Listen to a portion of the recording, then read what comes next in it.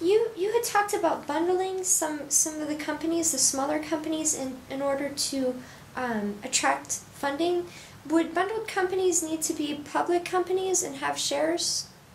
It's all private. It all takes place under a provision in the securities law that has to do with issuance of private securities in private transactions. And so these are all small private companies who are issuing private securities to accredited investors and something called institutional buyers. So it's not at all in the public market.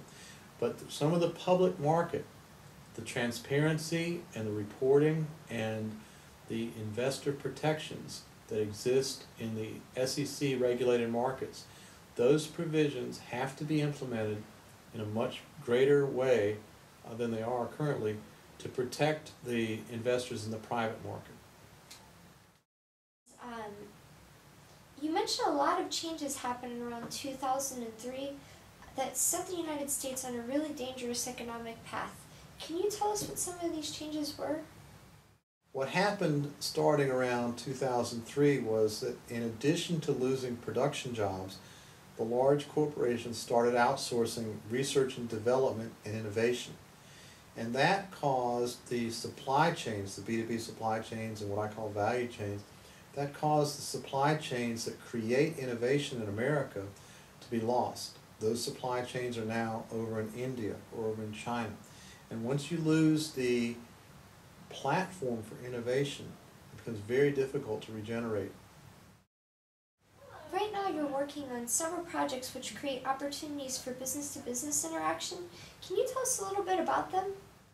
RTP Tech Event is a networking event, a collaboration event where companies come together and entrepreneurs come together and they brainstorm ideas.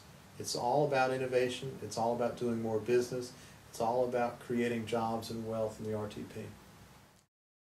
What can we do to support innovation-led regional growth? It's a political issue. There's a set of vested financial and political interests that are committed to the status quo way of thinking.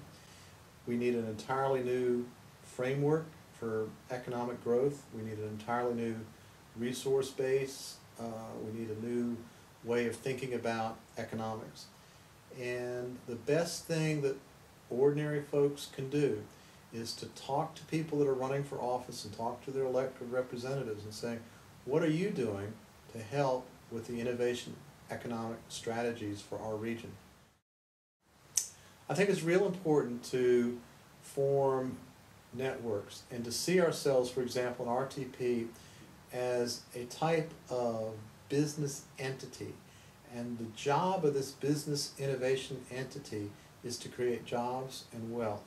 And we have to start doing a lot better job and taking a lot better care of wealth and future economic growth, or otherwise we will slide down into being a third world country.